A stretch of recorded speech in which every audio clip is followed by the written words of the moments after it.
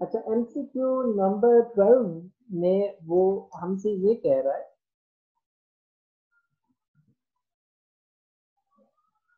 आपके पास एक, सपोज के इस तरह से एक प्रोजेक्टाइल मोशन को हम रिप्रेजेंट करते हैं।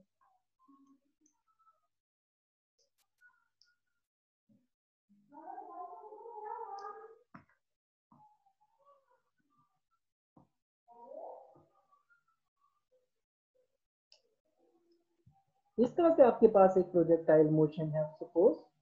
तो वो ये कह रहा है कि आपके पास यहाँ जब वो पीक पे पहुंचता है, जब इस पॉइंट पीक पे पहुंच गया जहां से उसने जाकर रिटर्न करना है, उस पॉइंट पे उसके पास कितनी काइनेटिक एनर्जी है।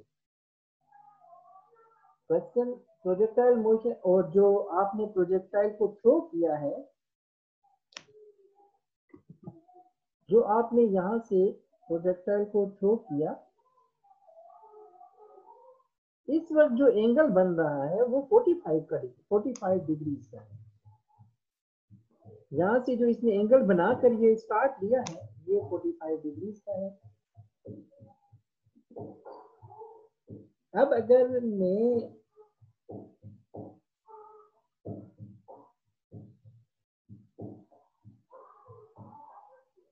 अगर मैं इसको कुछ ड्रॉ करने की कोशिश करूं तो वो कुछ इस तरह से होगा।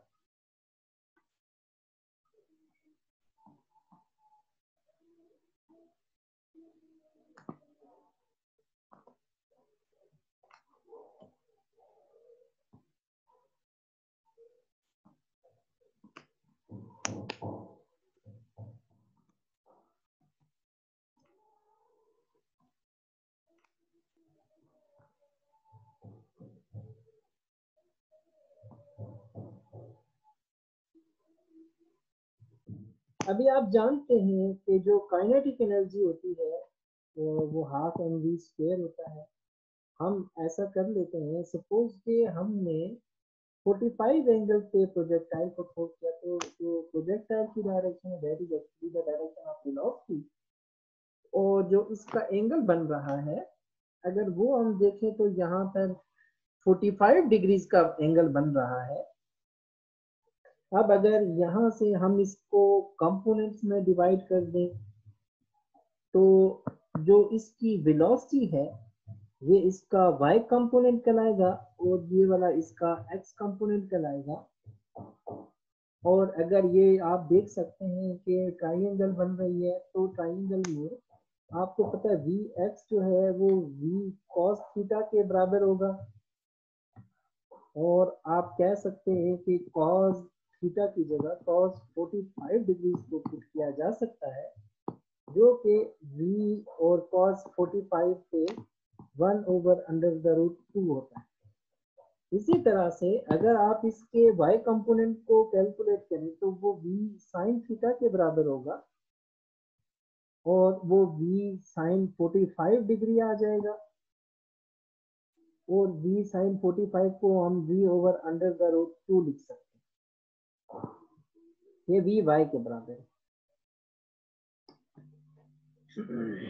अब आप यहां से जानते हैं कि जब वो इस पॉइंट पे पहुंचेगा हाईएस्ट पॉइंट पे, तो इसकी जो अपवर्ड मोशन है वो तो खत्म हो जाएगी, वो सिर्फ हॉरिजेंटल मोशन में होगा।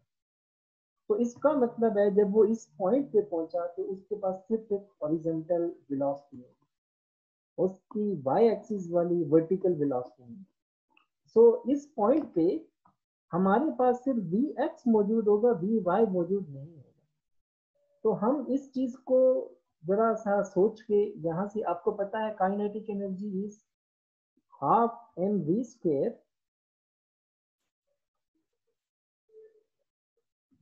तो काइनेटिक एनर्जी को अगर हम हाइट के ऊपर चेक करें, उसको मैं एच से लिखता हूं। अगर मैं काइनेटिक एनर्जी को हाइट पे देखूं तो वो हाफ एम, और v की जगह मैं वी एक्स पुट कर दूंगा स्क्वायर। और आपको ये भी पता है कि हाफ एम जो Vx है वो actually V over under the root 2 के बराबर है। इसको हम स्क्वायर ले लेते हैं ऐसे।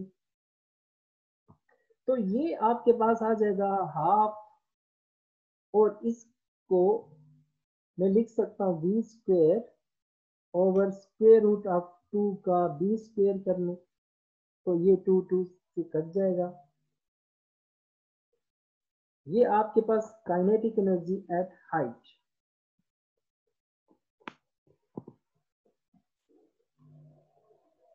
तो kinetic energy at height would be equal to 1/2, और मैं थोड़ा सा ब्रैकेट लगाकर इसको यूं करके लिख सकता हूं, और इसको मैं ऐसे भी लिख सकता हूं। ये दरअसल जो ब्रैकेट के अंदर मैंने लिखा है, ये हमारे पास एक्चुअली काइनेटिक एनर्जी है, नॉर्मल काइनेटिक एनर्जी। और ये हमारे पास हाइट के ऊपर जो काइनेटिक एनर्जी है वो ओरिजिनल काइनेटिक एनर्जी का हाफ होगा। यहां से देखिए काइनेटिक एनर्जी का फार्मूला ये वाला है, और ये तो काइनेटिक एनर्जी जो हाइट के ऊपर है उसमें एक्स कंपोनेंट है। जो नॉर्मल काइनेटिक एनर्जी है उसमें एक्स भी है और वाई भी है, लेकिन हाइट के ऊपर सिर्फ एक्स कंपोनेंट होगा। अगर हम इस आंसर को जो हमने अभी कैलकुलेट किया इसको मैच करें तो ये 0.5 ऑफ ओरिजिनल एनर्जी निकल आएगा, जो कि बुक के मुताबिक ऑप्शन नंबर ए को रिप्रेजेंट कर रहा है। सो हमारे पास इसका जो आंसर बन रहा है वो है ऑप्शन ए।